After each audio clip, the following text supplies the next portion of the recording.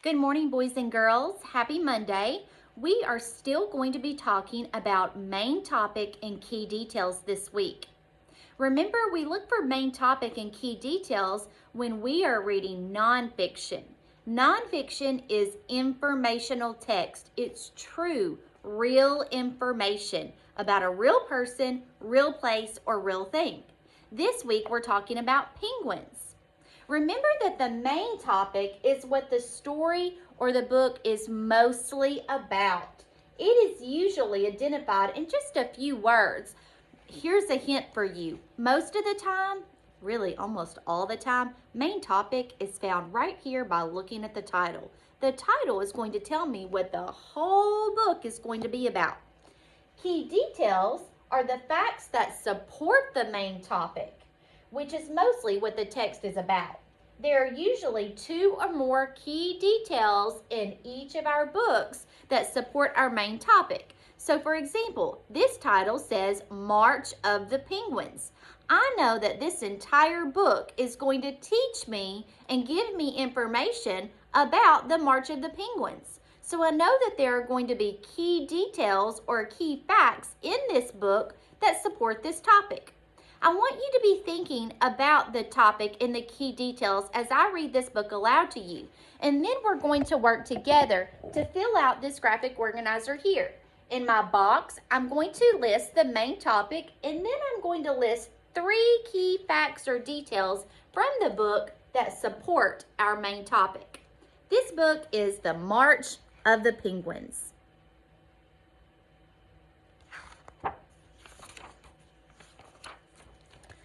This is Antarctica, the harshest place in the world to live.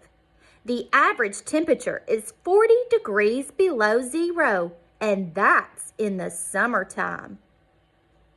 Can you imagine living someplace so cold?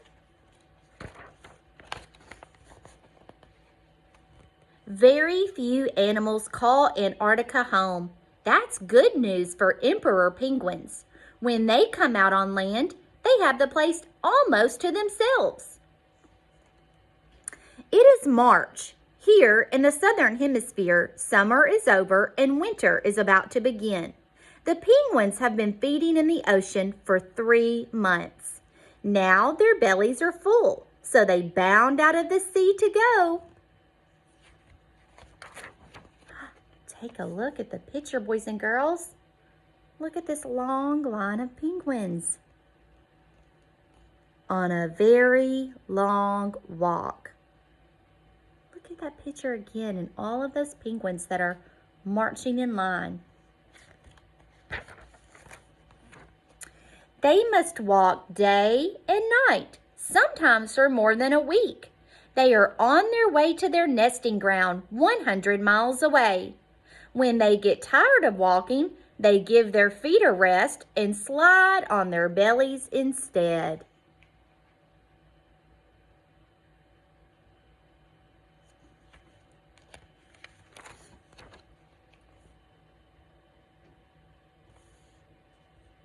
Finally, the penguins arrive at the nesting ground. This is where every one of them was born. Their parents were born here too. So were their grandparents. Here, they will find their mates and start their families.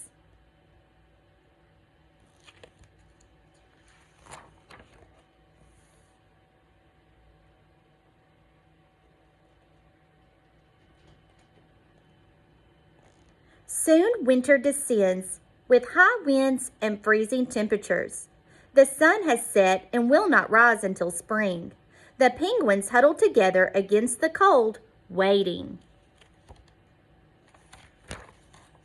One day in early June, in the very middle of the winter, the females start laying their eggs.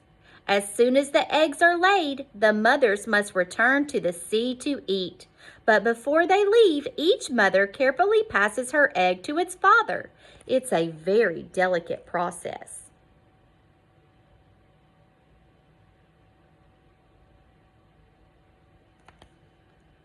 The father makes a nest for the egg on his feet, keeping it safe and warm beneath a flap of skin on his belly. I'm going to Can you see that little egg between the father's feet?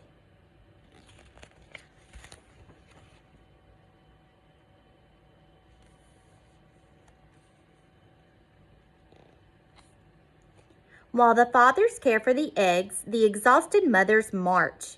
The moon and stars light their way. Miles of new ice have formed along the shore, so they must walk even farther this time. When the mothers finally get to the sea, they are eager to take the plunge.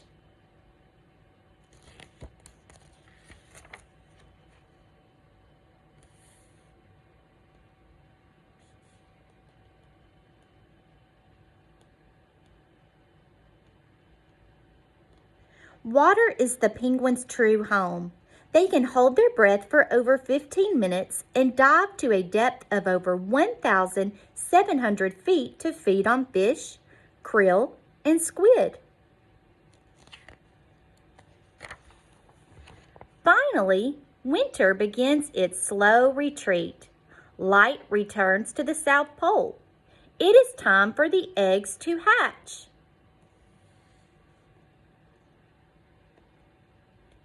This newly hatched chick is hungry, but his mother hasn't arrived to feed him yet.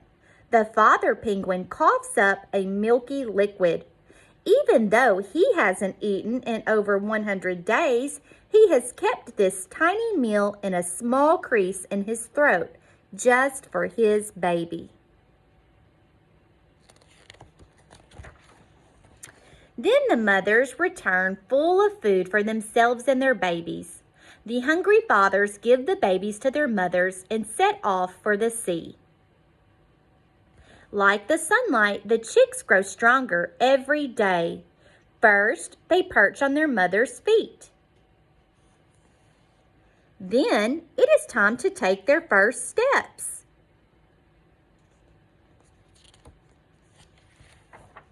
For the next several months, as the chicks explore and grow, the parents take turns traveling back and forth to the sea for food. The chicks spend more time together. But that doesn't mean they forget their parents.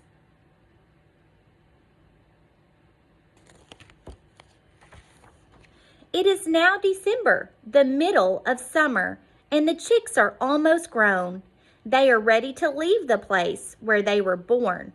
Although they have never even touched the ocean, they somehow know that is where they are supposed to go. So, one day they take the plunge and go home for the very first time.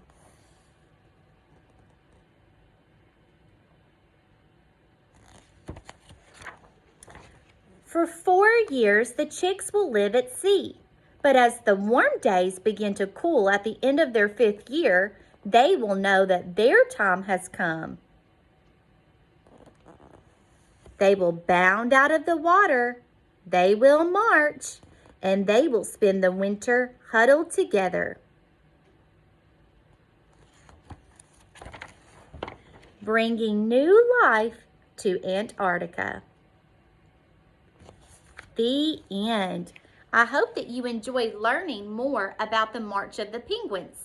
Now, let's think about what is the main topic of this book. Remember, that means what is the whole thing about, not the little details that you learned in here, but the whole thing. Remember, I told you that you can go back to the title to help you figure out what the whole book is about. Our title is The March of the Penguins. So what is this whole book about? That's right. This whole book taught me about what happens whenever the penguins make their march.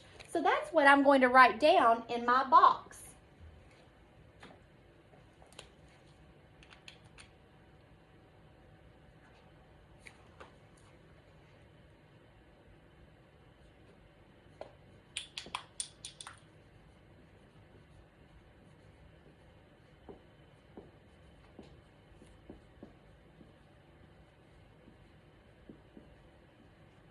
Now, if I wanted to be even more specific, I could do that. So rather than just putting the March of the Penguins, I could tell exactly what it is that they are doing whenever they go on this march. And I know that this is whenever they are going to find their mates and start their family. So I could say the whole book is about the March of the Penguins, and specifically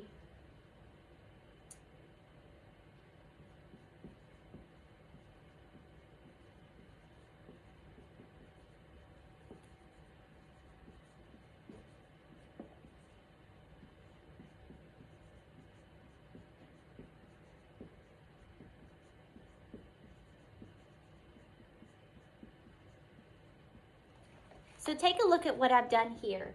I put the title, The March of the Penguins, and this is the topic. My whole book is about this march that the penguins take. But if my teacher's looking for something really specific there, I could say the penguins march to start their families. My whole book is about that.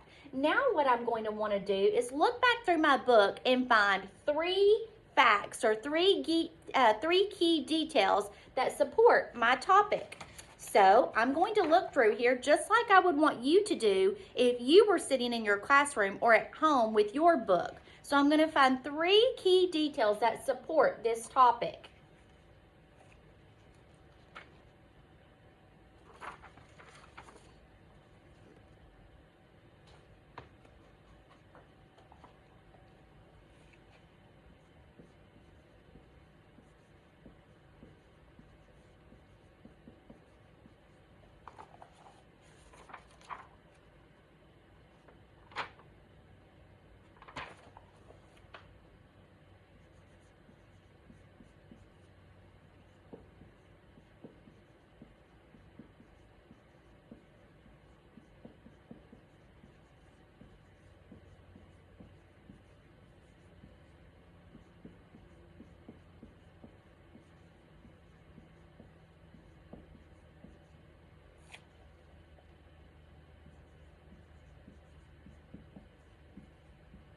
Okay, so I could say the penguins walk to their nesting grounds to prepare for babies because that's what they're doing. That's why they're making that march.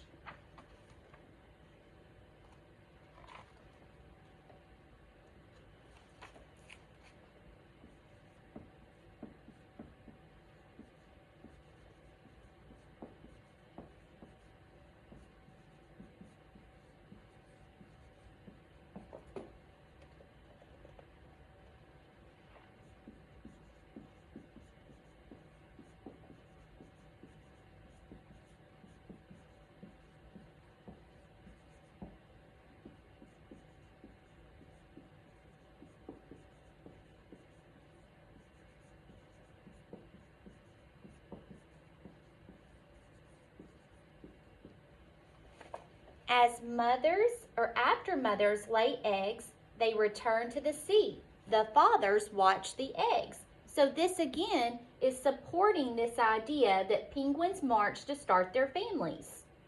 I'm looking for one more detail that supports this topic.